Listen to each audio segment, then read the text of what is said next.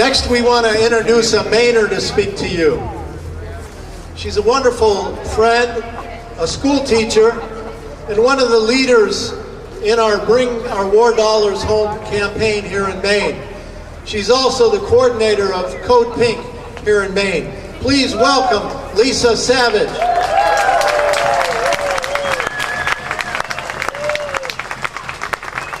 Thank you, everyone. I feel very grateful to Veterans for Peace for their 25 years of organizing and for bringing us all here together today.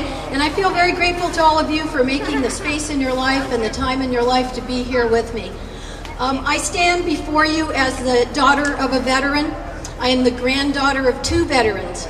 My grandfather, who was one of the first troops into Nagasaki after the nuclear attack on that city and its civilian population, never spoke of it. My other grandfather, who lay wounded on the battlefields of France in November of 1918, came home and told my father, who passed it on to me and my siblings, there are no good wars. Do not believe them when they say so. War is not the solution to anything.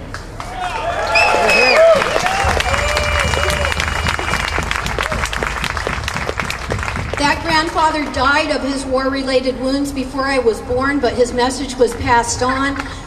No one in my generation enlisted. No one in my children's generation has enlisted so far. I want to thank the veterans who have the courage to tell the truth about war for that. Thank you.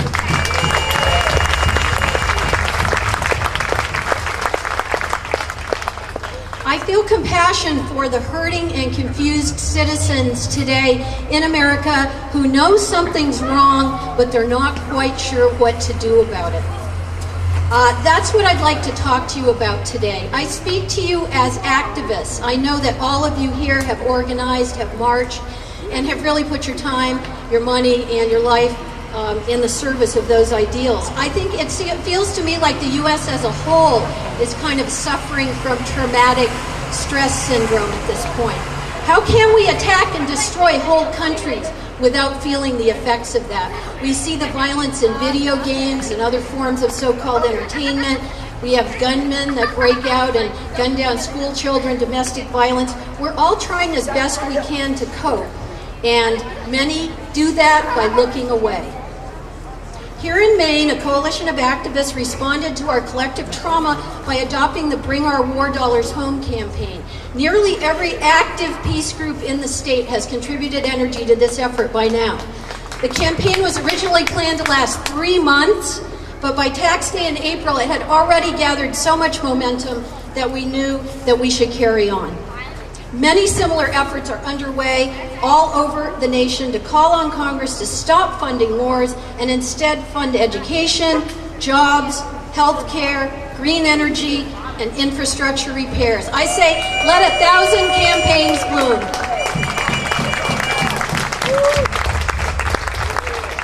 Ongoing budget crises at the national, state, and local levels afford us a special opportunity to reach out to our fellow citizens.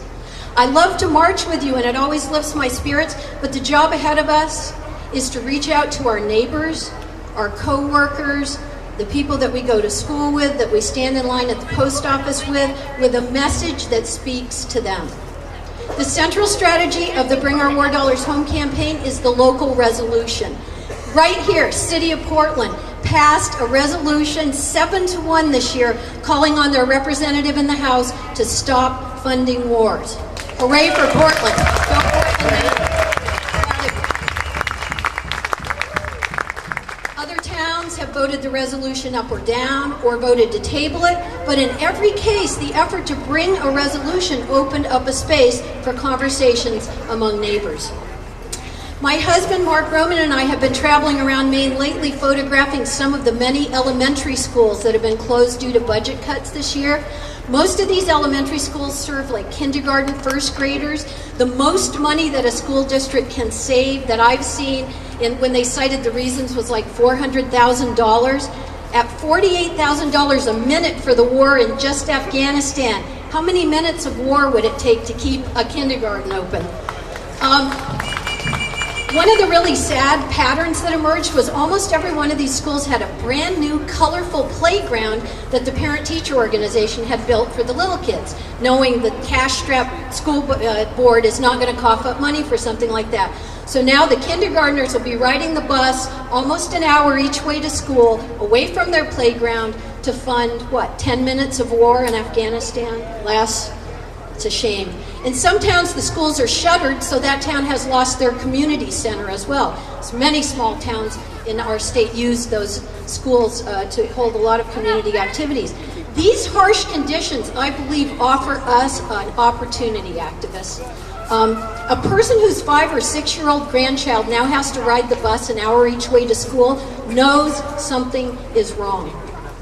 A parent who worked to build a playground that now stands idle knows something is wrong. In the barrage of mass media disinformation, many people are bewildered and confused about exactly where the problem lies and what the solution might be. Here's why I think the Bring Our War Dollars Home message is so powerful at this point in history. Bring is an active verb. It's a demand aimed at the branch of Congress charged with minding the purse strings. It's a demand that can be made by anyone. A child who lost her school, a voter who writes her representative, a school board trying to make ends meet.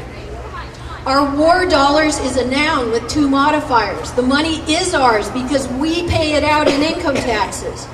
Maine taxpayers, just the state of Maine, have now contributed over $2.5 billion to fund the wars in Iraq, Afghanistan, and Pakistan.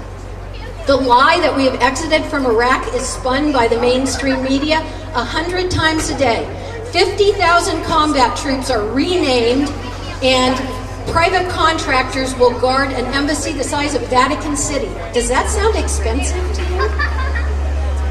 Still an occupation, indeed. Yesterday, I saw an article by Adil Shamu, a professor at Maryland School of Medicine, who was born and raised in Baghdad, and he was citing some statistics by UN Habitat. Prior to the U.S. invasion and occupation of Iraq, they had about 20%, just under 20% of people living in slums. Now that percentage has risen to 53% of people in Iraq living in slums. This is what we're leaving behind us. War dollars have made us all poorer.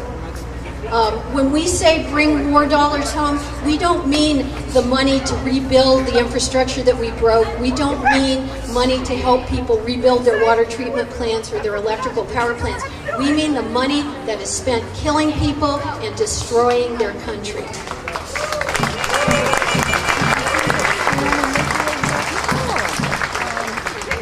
Home is the best word in my message today because home is where, where the grandmothers have nurtured the human race for millennia.